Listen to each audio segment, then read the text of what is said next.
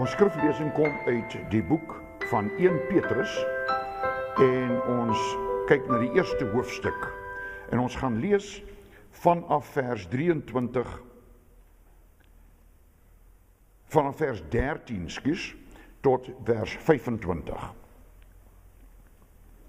Ons het reeds gekyk na daardie wees daarom verstandelik wakker en nugter en vestig julle hoop volkome op die genade wat julle deel sal word by die wederkoms van Jesus Christus.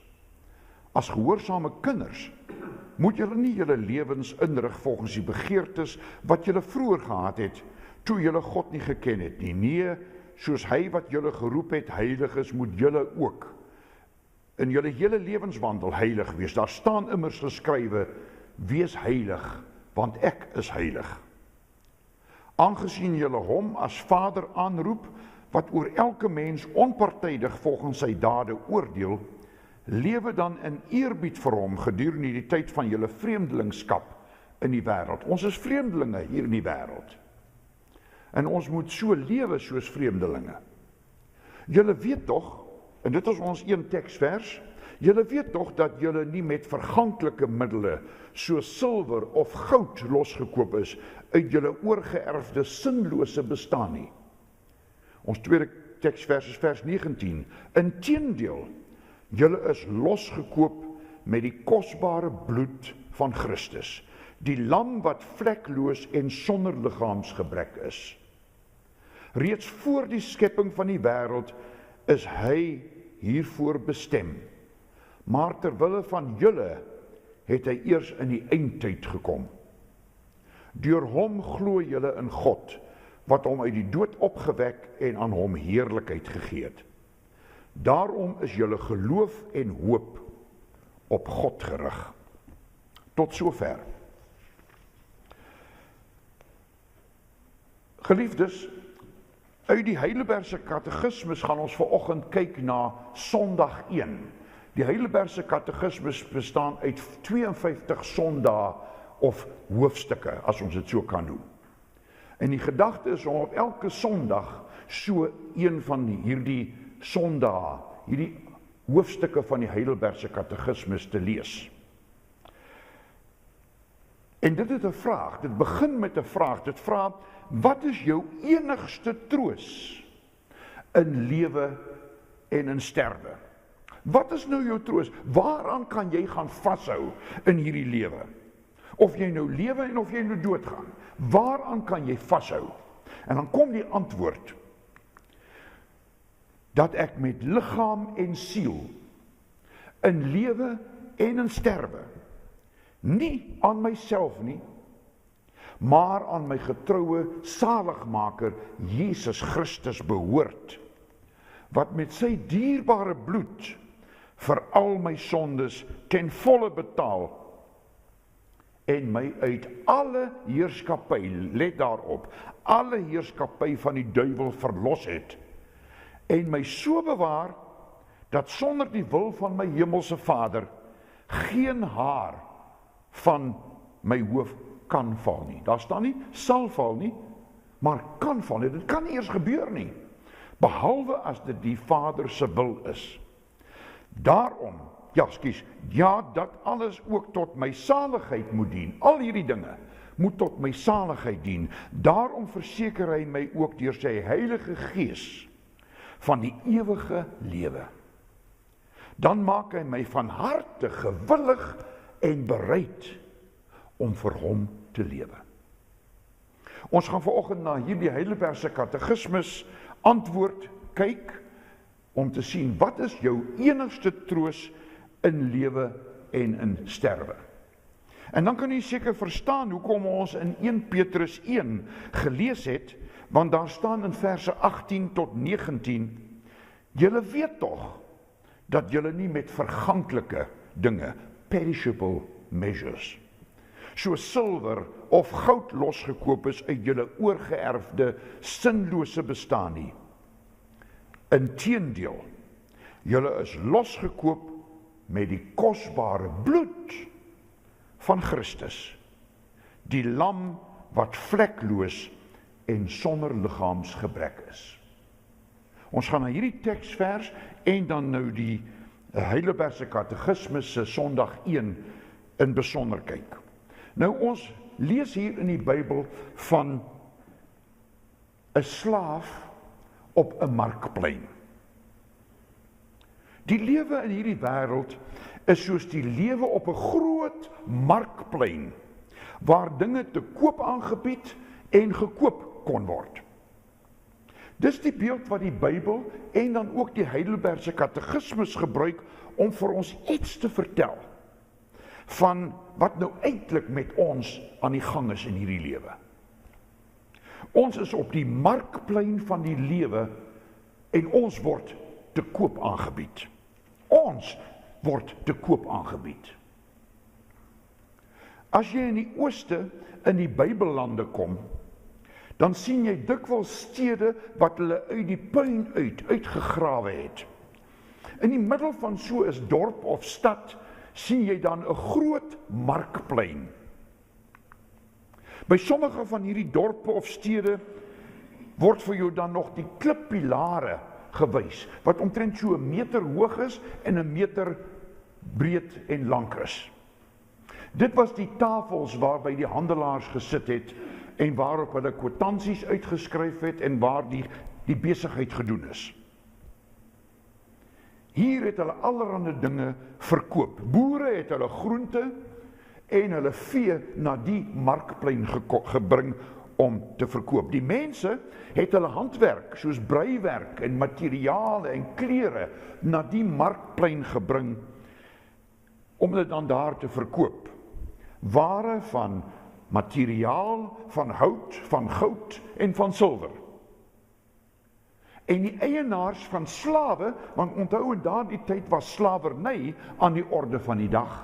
Hulle het ook hulle slawe na hierdie markplein gebring om dan daar die slawe te verkoop aan die hoogste persoon, die persoon wat die hoogste bod insit. 'n Mens sien nog soms die plekke waar die ketting in die grond vasgeanker was, waaraan so 'n slaaf vasgebind is, dat hy nie kon ontsnap nie, dat hy nie kon wegkom nie. So 'n slaaf of 'n slavin is gewoonlik so half naak, daar aan daardie ketting in die grond vasgemaak, totdat daar 'n beer kom wat die regte bod insit vir daardie slaaf. Nou dit is die beeld wat die Bybel gebruik om vir ons te vertel wie se eiendom ons werklik is. Wie se eiendom ons van nature is. Ons is slawe van die duiwel. Ons is onder sy heerskappy. Ons is in sy hand, ons is in sy greep. Hy besit ons. En hy maak met ons wat hy wil, net soos wat enige ander besitter kan maak met die goed wat hy het. Hy kan dit weggooi, hy kan dit verbrand, hy kan wat ook al daarmee doen. Die duiwel doen met ons wat hy ook al wil. En as jy nou so in die wêreld rondkyk, dan kom jy agter dat hierdie beeld van die Bybel regtig waar is. Die wêreld is soos 'n groot markplein. Jy lees daarvan in die koerante, en jy sien die skrikwekkendste beelde op jou televisieskerm daar in jou sitkamer, van mense wat mekaar by die duisende, by die honderdduisende, by die miljoene doodmaak en uitdelg. Dis mos duiwelswerk. Ons kan selfs nader kom hier na Suid-Afrika. Ons kan in ons plaaslike townships gaan kyk. Ons gaan daar gaan rondloop en ons kan kyk hoe die duiwel haat en moord in mense se harte en hande blaas, sodat hulle mekaar kan uitwis. Duiwelswerk is dit mos. Dit is die markplein van die wêreld waarvan die Bybel praat. Ons leef in 'n duiwelswêreld. Ons kan die lyn nog nader trek. Ons kan maar net sommer na ons eie harte en ons eie lewens gaan kyk om te sien hoe jy in die heerskappy van die duiwel is. Die apostel Paulus het in die boek Romeine 7 vers 21 geskryf: Ek wil die goeie doen, maar al wat ek doen is die slegte. Daar is aan mekaar 'n stryd tussen die goeie wat ek wil doen en die slegte wat ek inderdaad doen. 'n Stryd, 'n innerlike stryd, en dan kan 'n mens saam met Paulus gaan uitroep: Ek, elendige mens, wie sal my red van hierdie doodsbestaan? Ek is vasgeketting op die duiwel se markplein.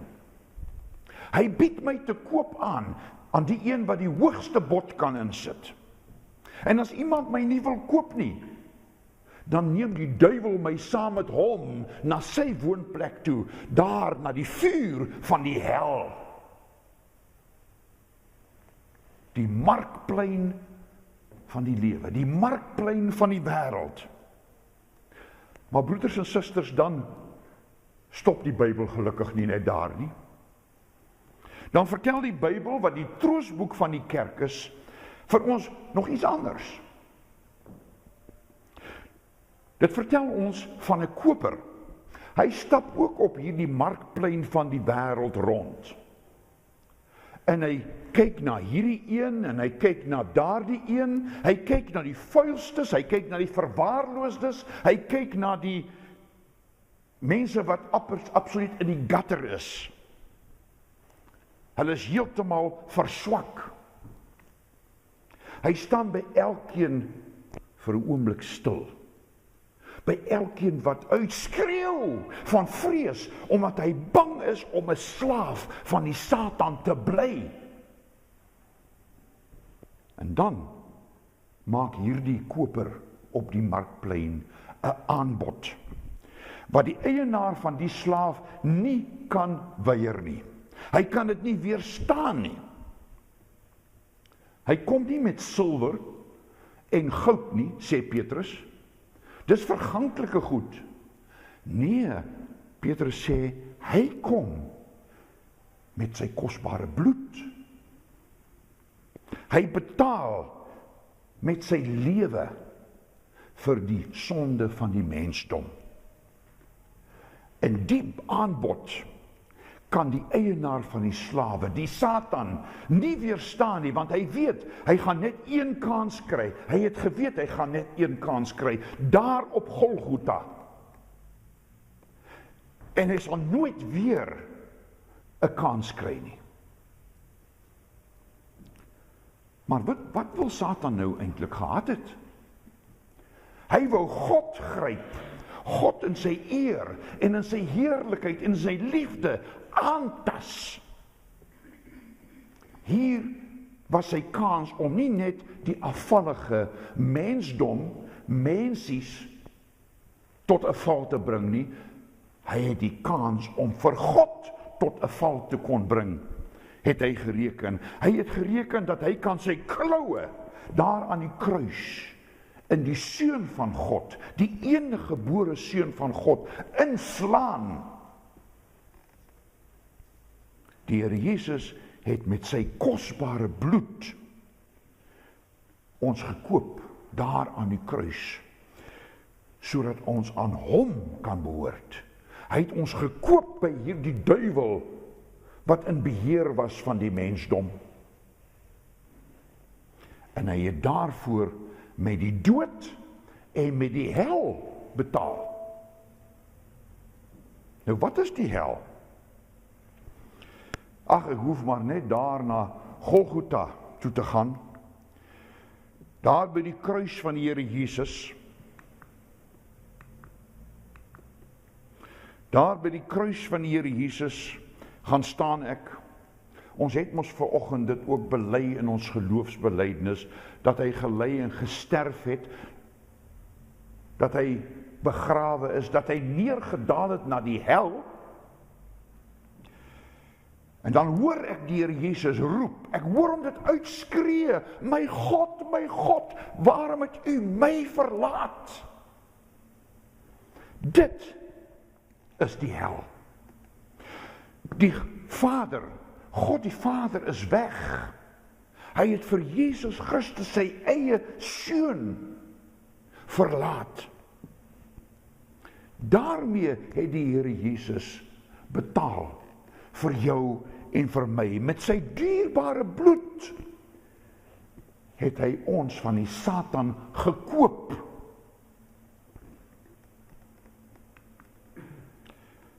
Maar dan is daar 'n groot troos in die Bybel. Die Bybel sê wat dit eintlik beteken dat hy betaal het met sy kosbare bloed. Wat beteken dit vir jou en vir my? Dit beteken jy en ek is vry. Hy het ons losgekoop van alle heerskappy van die duiwel. Hy het ons losgekoop uit al daardie heerskappy. Heerskappy oor jou liggaam, heerskappy oor jou siel, heerskappy oor jou liggaam en jou gedagtes en jou omgewing. Ons is uit alle, luister mooi, ons is uit alle heerskappy van die duiwel verlos. So 100% verlos, dat sonder die wil van ons hemelse Vader, daar nie eers 'n haar van ons kop kan val nie. Is God nog in beheer? Ja, my broer en suster, God is in beheer. As jy vandag weer jou hare kam, kyk 'n bietjie na daardie kam, nadat jy gekyk het, nadat jy gekam het, en dan sien jy die hare wat daarin agtergebly het. Hare wat jy eintlik so sonder gedagte eers vat en in die asblik gooi. Die Here Jesus het gesê, al die hare van jou kop is getel. Geen haar van jou hoof sal val, sonder die wil van jou hemelse Vader nie. God is totaal in beheer. Hoekom? Want jy behoort nou aan Jesus Christus, jou saligmaker. Hy is nou jou eienaar, nie meer die Satan nie. Hy gaan jou nog steeds probeer aanval, hy gaan nog steeds probeer om jou te laat sondig doen, net soos wat hy dit met Paulus gedoen het, en Paulus laat uitroep het, ek elendige mens, wie sal my verlos uit hierdie doodsbestaan? En dan sê hy, God dank, dis Jesus Christus wat my gaan verlos, en wat my sal verlos. Wat sê die katekismus nog? Hy sê nie net God is volkome in beheer nie, hy sê God is volkome in beheer, in voorspoed en in teëspoed. In rykdom en in armoede, selfs in lewe en in die dood. En dat al hierdie dinge, waaroor hy beheer het, tot ons saligheid moet dien. Het jy mooi gehoor? Al hierdie dinge, soos armoede en rykdom en lewe en dood en al die dinge, moet vir ons tot ons saligheid dien. Nou moet 'n mens mooi hierdie woordjie salig verstaan. As 'n mens 'n glas water neem en jy gooi die water in die glas tot hy bo by die randjie is en hy eintlik so half bo kan die randjie uitsteek, dan kan ons sê daardie glas is salig. Daardie glas is vol. Dit is wat die oorspronklike Griekse woord waarmee die Afrikaanse en die Engelse vertalers die Bybel vertaal het, sê wat vol beteken. Dan is jy vol van God. Dit is om salig te wees. En nou gee God vir mense 'n klomp dinge om tot jou saligheid te laat bydra. Hy gee vir jou voorspoed, hy gee vir jou gesondheid, hy gee vir jou lewenskrag, hy gee vir jou die lewe. En hy sê al daardie dinge moet tot jou saligheid dien. To your salvation. Wat nou van armoede en ander negatiewe dinge? Armoede en swak gesondheid en swakte van liggaam. Die Here gee vir ons voorspoed en gesondheid en lewenskrag en die lewe, maar baie keer neem hy van hierdie goed weg. Hy neem baie keer jou geld weg. Hy neem jou goed weg. Hy neem jou lewenskragte weg. Jy word swakker. Maar nou sê die katekismes en ook die Bybel dat deur al daardie dinge maak hy jou ook gereed vir jou saligheid. Dit moet alles dien tot jou saligheid. God praat ook deur teenspoed en deur armoede en deur swaar kry. Hy praat ook daardeur met 'n mens. En al hierdie dinge, die positiewe en die negatiewe goed, moet alles tot jou saligheid dien. Nou as jy weet dat al hierdie dinge, wat dit ook al mag wees, op jou saligheid gaan uitloop, dan is jy mos nie 'n bang mens nie. Dan gaan jy tog na die spreekkamer van die dokter en sê vir die dokter, dokter, opereer maar. En daar waar jy deurgestoot word na die operasiesaal, na die teater, dan is jy nie bang vir hierdie operasie nie, al is dit 'n groot, moeilike, gevaarlike operasie, want dan weet jy mos, jy is in lewe en in sterwe, in die hande van jou Vader, want Jesus Christus, sy Seun, het jou losgekoop van die duiwel, daar op die groot wêreldmarkplein. Ons is deur die Here Jesus Christus gekoop, en daarom sal ons hemelse Vader ons altyd op sy hande dra. En ons hemelse Vader is 'n ewige God. En daarom beteken dit dat hy vir ons vir ewig in sy hande en op sy hande sal dra, tot in die ewigheid. Daarom sal ons ewig lewe by hom. Hy verseker dit my deur die Heilige Gees, sê die Bybel. Die Bybel sê, hy verseker my van die ewige lewe. Dis nie maar net iets wat 'n mens hier met 'n geloofsbelijdenis amper baie keer opsê nie. Dis 'n versekering wat ons het, dat ons ewig sal lewe. Nou, hoe verseker die Heilige Gees hierdie dinge in ons harte? Kry 'n mens so 'n vreemde, warm of koue gevoel? Ja, daar is mense wat sê, ek kry so 'n warm gevoel, en dan weet ek is 'n kind van God. Nou, ek sê nie, jy kry nie 'n warm gevoel en 'n vreemde gevoel nie. Ja, dit ook, maar dit is nie wat die Here gebruik om jou te verseker nie. Hy gebruik nie jou gevoel, jou sentiment of jou emosie om jou te verseker dat jy die ewige lewe het nie. Nee, my broeder en suster, die Heilige Gees gebruik hierdie boek, hierdie Bybel. Sy woord is sy instrument om met mense te praat. Hy praat nie net deur emosie nie. Hy sê dit in hierdie boek, swart letters op wit bladsye, net soos wat hy rooi op die kruis geskryf het, dat hy sterf vir jou en my sondes. So verseker hy my van die ewige lewe. En daarom maak ek tyd, dag na dag, om hierdie woord oop te maak, en daarin te lees, en dan verseker te word van my redding, te verseker te word van my ewige lewe. En daarom praat ek met my kinders, en ek vertel vir hulle, dat hulle kinders ook 'n belofte van God het, dat hulle kinders van God mag wees, omdat Jesus Christus ook vir hulle gesterf het. En dan vertel ek vir almal wat om my is, wie dit ook al mag wees, die Here Jesus kom na jou toe, hy nooi jou na hom toe uit, glo in die Here Jesus, en jy sal gered word, en jy sal die ewige lewe kry. Dan vertel ek dit vir ieder en elk wat ek teekom op my lewenspad op hierdie markplein, want ek behoort mos nou nie meer aan Satan nie.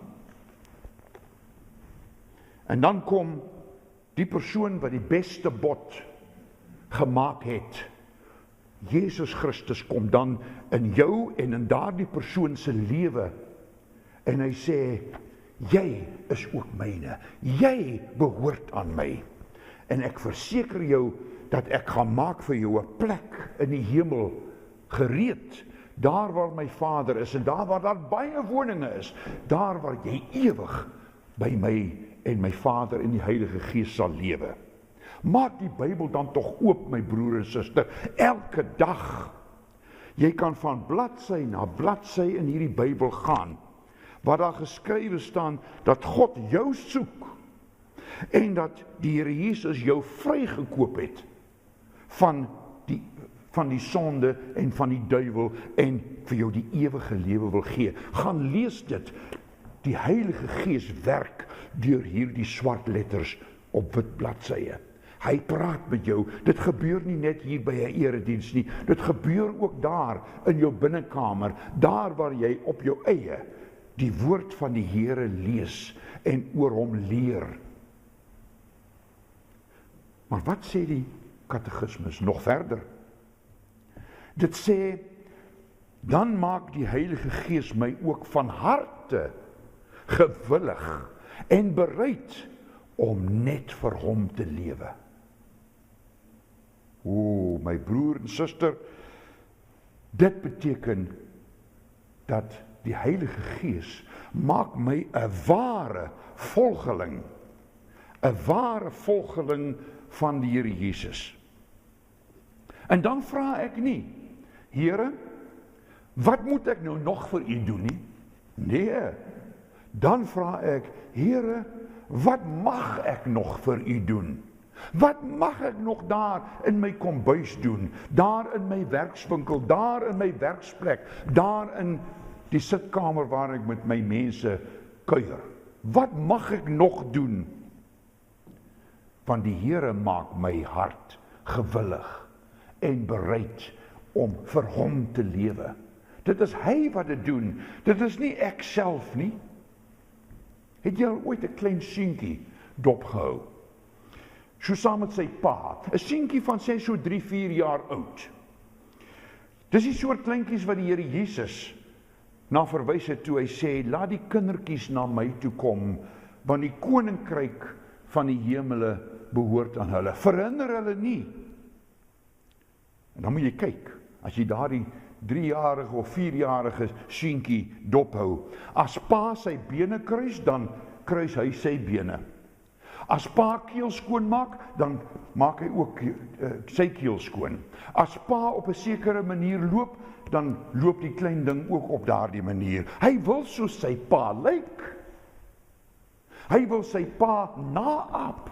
Hy leer by sy pa. Hy wil sy pa daarin wys, hy het eer vir hom, hy het respek vir hom. Nou my broer en suster, so is 'n kind van God. God wil hê dat jy heilig moet wees. Want hy is heilig. Ons het dit mos gelees waar Petrus dit skryf. Dit is wat Petrus sê in vers 15 en 16. Soos hy wat julle geroep het heilig is, moet julle ook in julle hele lewenswandel heilig wees. Daar staan immers geskrywe, wees heilig, want ek is heilig. Jy moet soos jou Vader in die hemel lyk. Wat 'n rykdom, my broer en suster, uit die woord van die Here. Jy behoort aan hom. Hy het jou losgekoop. Wat 'n rykdom uit die katekismus het ons na gekyk. Jy behoort aan hom. Hy het jou op die markplein van die lewe losgekoop. En sy Heilige Gees maak jou gewillig en bereid om vir hom te lewe. Amen.